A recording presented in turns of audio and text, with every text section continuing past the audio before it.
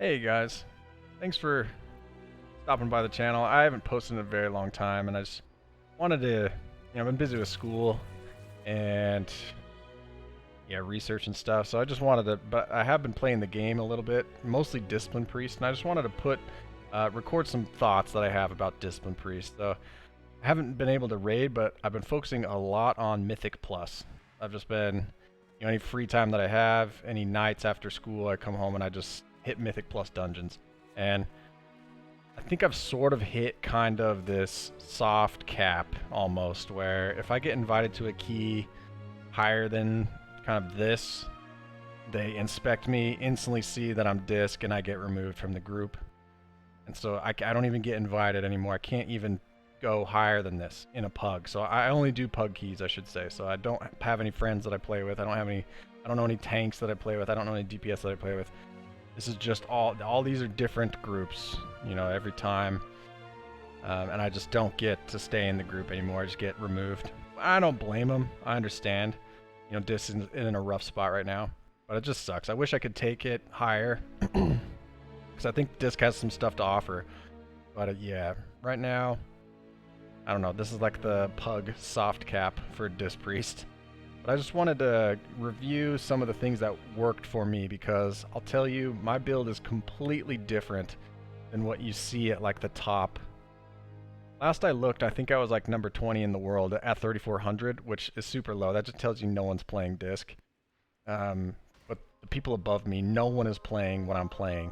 So, and what's funny is how I came across this build, or how this developed, was every time I would stream, just for fun, I would randomize my talents. It's just a dice roller. Randomize my talents, randomize my legendary, randomize my covenant, randomize my, my soul bind, randomize my secondary stats, just like randomize everything. And I did that so many times, and I just got a sense of all these weird interactions and like stuff that felt kind of good, and I was like, wow, I need to keep playing around with this. This feels good. This feels completely terrible. And I've fallen into a build now that has just happened kind of organically over months, and now I feel like it's good. I feel like it's actually really good. I wanted to go into it and just open up some discussion about Disc Priest in general. So Boon. Okay, so I'll just start at the beginning. What I was struggling with when I was first trying to start pushing keys seriously was keeping my tanks alive. In the current meta, it's Demon Hunter, Blood DK. Those are going to be your tanks 80% of the time or more. And their health bar is so fragile. Like, I don't know, it's so volatile that it just goes up and down like a yo-yo. As a Disc Priest, we don't have healing spells to just pick up a health bar. I feel like that's kind of if there was a weakness, that would be it, right? Like, we don't have just a spell that we can spam and like boost up a health bar. So if you look at just this example, my average Shadow Mend for this boss fight was 11k, right? Like, that's just kind of mind-blowing, because tanks have like 130,000 life. So, and I'm casting 11k heals on them. It's just kind of a joke, right? Like, they're gonna die. And that was the problem that I was having. It's like, how do I keep a tank alive? These Demon Hunters, these DKs that are taking a lot of damage, yeah, they're healing themselves a lot, but in pug groups, they're maybe not statted correctly. Maybe they're just slightly under geared. Maybe they're just not kiting. They're staying in when they shouldn't be. On necrotic weeks, don't even get me started. Like, your tank's gonna die. There's nothing you can do as a Disc Priest to keep them alive. And so I knew this was obvious a problem. Like, how you need more than atonement healing to keep these tanks alive. Boon wasn't cutting it. I needed something else. So what are my options? Like, we don't have very many options. So I finally kind of like realized the utility in Night Fae, basically with the 40% damage mitigation. So this 40% damage mitigation is on, a minute and a half cooldown. It's basically pain suppression that lasts for 20 seconds. And you can move it around the group to whoever you want it on. Now, on top of that, it has a built-in cooldown reduction. And then on top of that, it has mana regeneration. So like, okay, this is actually a pretty decent spell. Like, actually a really good spell. But you're giving up all of that boon damage. So it's a trade-off, but your tank is gonna be stable. Like if you have pain suppression on a 1.5-minute cooldown that lasts for 20 seconds, and you have pain suppression, and you have barrier, you have so much damage mitigation, it's just gonna make your tank so stable. And that you feel it instantly. You feel it the first key that you run. So then I was like, okay, this is actually, I can make this work, I think. So then, you know, it's just you just run a lot of keys, figure out how to optimize this build. And so what I have found is that the cooldown reduction component is also insane. And it's so versatile. So usually, you know, if you don't need your damage mitigation on the tank all the time, you can rotate it. Like you can give your top DPS 100% cooldown reduction. Basically, it takes 40 seconds off their major cooldown. So, I guess, so for the 20 seconds that it lasts on your DPS, an extra 40 seconds of cooldown is taken off. If that makes sense. So, yeah. That makes sense in my head. Hopefully this sounds correct as it comes out of my mouth. But basically how it works, you just press the ability and you can change the Haunted Mask component. So Powered Shield changes this to damage reduction. So now it's 40% damage reduction. If I cast a Shadow Mend, it changes it to cooldown reduction. And so that's how you change it. And so, yeah, that's how you can get cooldown reduction on like a DPS. You can give them the double buff and have 20% on your tank, or you can give your tank 40% damage reduction and give the just kind of like the half cooldown reduction to a DPS. But you don't need cooldown reduction on your tank all the time, so basically you can just keep buffing your DPS cooldown reduction. So for example, like this Warlock here, you can see I'm putting a lot of cooldown reduction into him and PIs into him. He's like 4 or 5k above second place, and that's always the case. The DPS that you're putting your cooldown reduction into is going to be the highest DPS. So I don't exactly know how to calculate how much damage you're making back that you're losing from Boon. But if you're doing 2.5, 3k with this build, and then your CDR is gaining some of that back, let's call it 2k or something. That seems fair to me. Yeah, you know, you're up kind of like 4.5-ish k, but it's hard to calculate. I understand it's like, I don't know how you could actually put a number to it, but you will definitely notice the cooldown reduction. And then on top of that, you're going to notice your tank is so stable, which is what I struggled with. So I was like, okay, I can actually make this work. So now that's kind of like the first superficial layer. So let's just kind of dive into that a little bit more. What I found was this Fae Fermata is insane. And I've never heard really anyone talk about it. Then again, I haven't really done much research into it, but this thing is insane. So when you are in like a middle of a rapture and you're just getting shields around your party, you're moving around your damage mitigation buff. So if you have your Fae Guardian up, your damage mitigation buff is just getting moved around because you're casting Powered Shield. So it just follows your Powered Shield. And so what you're doing with this is leaving behind on every previous target an 80% effective copy of the damage mitigation. It's only 80% effectiveness, so it's not 20% damage mitigation, it's 16% damage mitigation, but your entire group has that on them. And so it's kind of like a little bit less than a powered barrier, but no one has to stay stacked. They can just run around and be normal. And then on top of that, if you guys are kind of loosely stacked, you can still drop barrier on top of that. So now everyone has, it's like a group-wide pain suppression in that case. So there's just a lot of damage mitigation with this conduit. So good. You can do that with cooldown reduction. It's a little harder because you have to spam shadow mends on everybody, but you can do it. You just spam shadow mends on everybody, and it leaves behind cooldown reduction buff on everyone. It's insane. Like this is insane. Really good. And then in terms of conduits, Rapture, obviously. So in terms of healing output, you can use cooldown reduction on yourself, and it's going to reduce Rapture. Which is okay, it's pretty good. Like Rapture, if you're using it appropriately, can do a lot of healing. So I kind of go into that. And then the Penance one, obviously. The Penance one's insane. Okay, so you can maybe change some things around, but that's kind of what I've been going with, and that's what feels good to me. So let's talk about stats here for a second and gearing. So there's going to be an uproar maybe. But, okay, let me just explain. So, 4-set, I never cast Radiance with this build. So if we look like my overall Radiances in this dungeon, I don't know what dungeon this is, but my overall powered Radiance casts. Where is it? Right here. I cast 16 the entire dungeon. And most of it was overhealing. So it's like, I don't even need it. Like, I don't need the spell. I don't need to cast it. Which is kind of the way it functions. You're pressing Powered Shield a decent amount because of Rapture's coming off cooldown so much, and your damage mitigation with your Fae Fermata. So Powered Shield becomes like a global that you press a decent amount. So because of that, I don't really ever press... Everyone has Atonement already, so I don't need to press Radiance that often. And then... So that means I don't need my 4-set. And this is a little oddball, I realize this. But I've put the experimental numbers in. I've tested this out so many times. So that opens up then main gear slots for my legendaries. Or like main piece slots.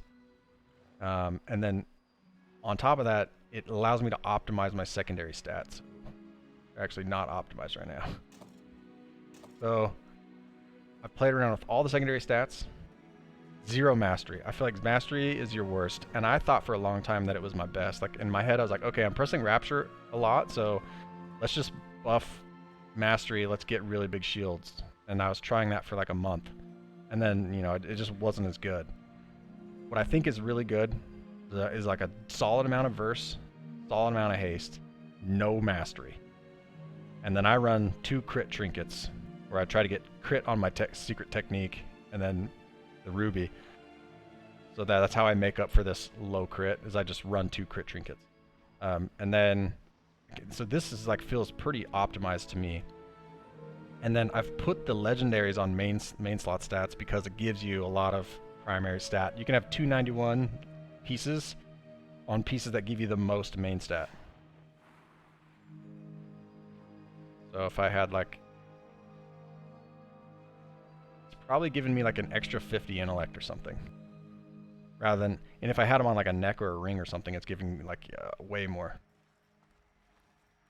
So that's the idea. And it's actually pretty good. Definitely, you know, it's like a little techie. You're not using your 4-set, but you get to put double 291 legendary on like main gear stats. So let's talk about this legendary for a second. So I've crafted all the legendaries. Here's a bunch here, and I have some in my bank. I've crafted them all, I've tested them all, you know, thousands of times. I don't even know how many times, with all the times that I've randomized my gear. And there's a few that are good. You don't have many options. I'd say like the Penitent one, the Power Infusion one. Those ones are probably maybe the best for most stuff. But since I'm not running 4-set, Penitent one doesn't really make sense.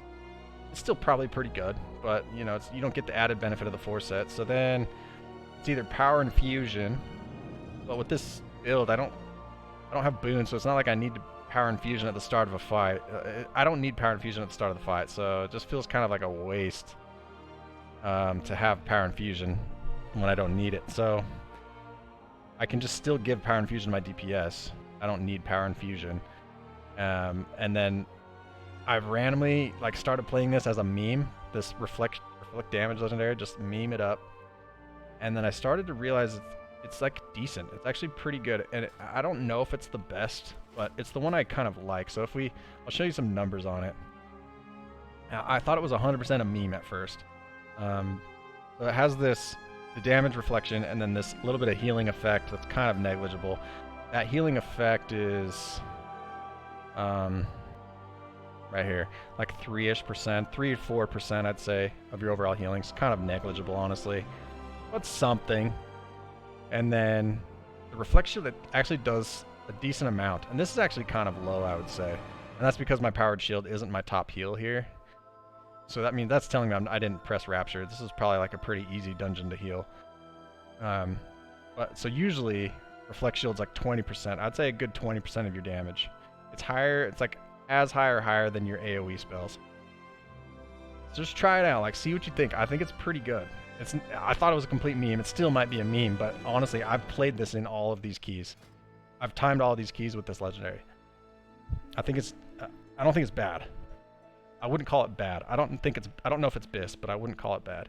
It only works with this build. I don't think you could get away with it playing anything else, but because you get Rapture so often, and because you're using Powered Shield to get your Fae Fermata spread around, yeah, it just makes sense. It kind of works. So that's kind of gearing and itemizing. It's kind of off the wall, but what's nice about not having to wear the 4 set is you don't have to get any mastery. I literally have 0 mastery, so I've completely optimized my secondary stats to what I feel like is pretty good. And lastly, what I've been playing around with a lot is Leech. Leech is actually really insane with this because you're doing like healing and damage almost constantly. Affixes where you're constantly not topped off, like bursting or like grievous wounds or something. You get so much value from Leech. I have screenshots of where Leech is like 14% of my overall healing, like a passive. Like it's just insane. So, like on the last fight of Plaguefall, when I rocked 12% Leech, yeah, Leech is gonna be like my number 4 overall healing. It's just insane how much it does. So, kind of interesting. Snag some pieces with Leech. And like I didn't know for a while that you can actually keep those like tertiary stats on your tier pieces when you convert them. So I would have converted this helm probably, but I didn't know. So yeah, I converted this chest. But so basically my item levels, just try 0 mastery, see what you think. And then in terms of talents, now I've tried everything in here you can think of. Now, in terms of just keeping your tank alive, right? Shadow Cove's the only thing that made sense. And I think it's pretty good. It just buffs all your Shadow Mends by 25%. Yeah, Shadow Mend doesn't do that much healing, but it helps. Like, if you have a Twist proc and a Shadow Cove proc, you can hit a 30k Shadow Mend, no problem. Yeah, like there's a 34k Shadow Mend crit. So, it just helps. Sins, you're giving up sin. Like, contrition is literally doo-doo. Like, this is the worst thing ever. Never play it. Sins, yeah, with this build, you don't do that much damage. Like, 10% more damage on top of 2.5 is only like another, what, 250? So, what, I'm doing 2.7k instead of 2.5? Like, you know, it's whatever. This build, anyway. Shadow Cove, try it out. It's kind of decent. And I have been a Disc Priest for 6, 7, 8, I don't even know how long, many years. And I've always played Solace, and it's the Shift 9 keybind right here. But with this build, I cast a lot of shields, and so Shield Discipline, I feel the mana is better with Shield Discipline than Solace.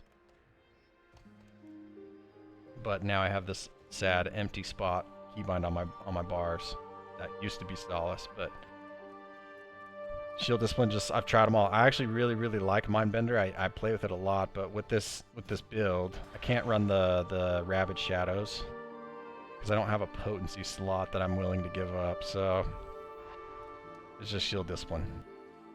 Those two are the ones that I think are kind of mandatory. Just synergize with the build. The rest, whatever. Change it however you want. And now in terms of like covenants, we've covered everything, right? We've covered stats, legendaries, talents. There's a couple other like cool things that I would just show. Obviously Boon is good, but outside of Boon, if you want to try some Venthyr, the General's really good. General Draven. This 5% int is really strong. If you're flasked up here, let me just toss a flask on. And then you get 3% damage and 3% healing. So there's 5% int. 2547 main stat just standing here. If you had a mage in the group, you know, you're looking at what, probably you're probably close to like 2700 main stat. It's so high. And then, yeah, just pretty good. Feels really good. You'll definitely notice the extra int. And then what's nice is Mind Games gets buffed by Shadow Cove and Schism, so yeah, there's some cool stuff to do there. That's obviously pretty self-explanatory. And the second thing was, if you wanted to like try out the Necrolord, what I would recommend is this guy. This 13%. Okay, so if you're like in this kind of loose stack by your melee and your range in a dungeon, it's pretty easy to do. You can get 13% intellect on a 1 minute cooldown, which is pretty good, because then you could just couple that with Rapture. What's nice too is Shadow Cove. With your Unholy Nova, you can press Shadow Cove and use Unholy Nova, and it buffs the damage by 25%. So, yeah, and then you have 13% intellect for like Mind Seers and stuff, for the AoE pulls and whatnot. Kind of interesting. Main stats really good. You'll feel the difference. I think that might be all of the stuff I wanted to hit. I don't want this video to go too long. There's a lot of stuff we could dive into, but I mostly just wanted to dive into this build. Dreamweaver, Night Fae, Disc Priest, off the wall, weird legendaries, weird setup, no 4-set, perfect stats, I think. Kind of strange talents, but you're able to do top content with it. Mostly you're able to keep your tank alive. That's... yeah. And all you Disc Priests out there who are trying to, you know, push some IO, you can probably attest to how hard it is to keep a Demon Hunter up who just refuses to kite. There might not be anything harder in the game, to be honest. And then if you're standing there like spamming a 12k Shadow Mend onto the tank over and over and over and over, you're just getting behind on the rest of the group. So then what are you supposed to do? Spam 12k Shadow Mends on the group one at a time? Like, it's just a nightmare. What a nightmare. Yeah. Try the Night Fae. It'll just, if you, the tank is stable, everything is smooth from there. You just stabilize your tank, you can stay ahead of the damage, you can get really good raptures off, you can reset cooldowns, you can reset your own cooldown, you can give everyone damage mitigation, and it's such a short cooldown. There's mana regeneration. You can give yourself double mana regen if you if you're at the end of a boss fight and you just need mana. You can use your Benevolent Fae on the boss and give yourself double mana regen. Like, yeah, there's just so many options. It just feels really good. You do give up some stuff for Boon, which, so like, if you have a 5 stack and you just play with 5 people, don't do this build. You don't need to do this build. You have Boon, you have other builds that'll work better. This is for pugging, where you're not in comms, you have no control over who your tank is, melee's not kicking anything, casts are going off, people are getting hit by random mechanics, boss fights are taking 30 to 60 extra seconds because DPS is low. You know, this is optimized for that type of key. Not a 5-man, everything's going smooth and perfect. If everything's going smooth and perfect, you can change your build. 100%. This is for the messy kind of, you know, we're probably in a group where Tank's carrying his girlfriend's sister. His girlfriend's sister's the Boomkin who's doing like 4k deeps. And boss fights, we're on a tyrannical week and boss fights are taking 6 minutes. Like, this build is for that. Or the rogue is the group leader and his girlfriend's the tank, or his whatever. His friend, his cousin's the tank, and is just undergeared and rough, and those are hard. This is a build for that. I'll just open up some discussion. What's worked for you guys? I feel like this is pretty good. Like, there was this transition where I was kind of scared to queue. I was scared to queue up. Like, I don't know what tank I'm gonna get. They're gonna die. Like, if it's Necrotic week and I get a Demon Hunter, that tank is dead. There's no way I can keep him alive. And now it's like, oh yeah, we can queue up for anything. I'm not scared of anything. I could take this, we could go higher for sure. Like, I'm not scared of any key. Yeah. We could, yeah, you're fine. Like, this build can do this kind of higher content just fine. So yeah, that's all I had. That's all I had to say. I wanted to get this recorded, open up some discussion. Let me know what's worked for you, and thanks for watching.